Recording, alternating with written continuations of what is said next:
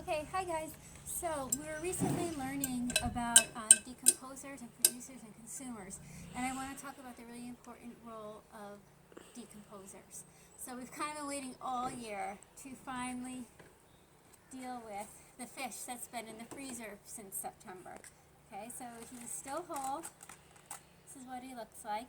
Okay, so what we're going to do is we are going to actually plant him in the ivy plant that's been in my room. And we're going to put it in a bigger pot. It's not necessarily wider, but it is deeper. Okay, so what I've done is I filled the bottom with some soil. Okay, so now I'm going to take Susie suckerfish and I'm going to drop them in. Okay, put them right in the bottom. Okay, and then I'm just going to take a nice little sprinkle of soil just to cover them up a little bit so the roots just aren't right on top of them yet. Okay, now maybe a little bit more. Okay, now I take the ivy plant and I replant it.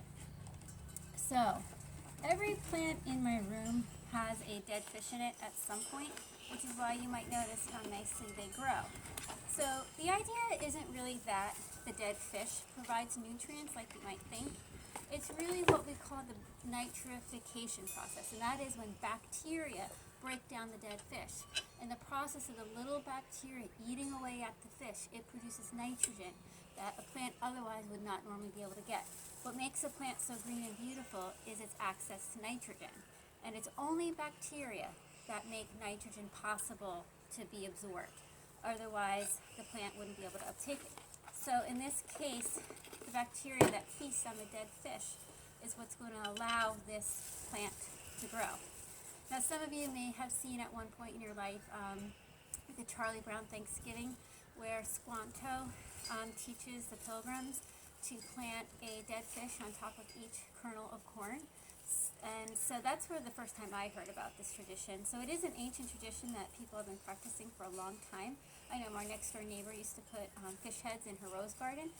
Okay, and again, it's not like the fish is actual food for the plant. It's the bacteria that feast on the dead fish that make nitrogen available. And nitrogen is plant food. So I'll keep you posted on how the plant does, but we're just going to let it go for another year. Okay? Thanks for watching. I'm sorry we couldn't do this in the classroom. I know so many of you were looking forward to it. Bye.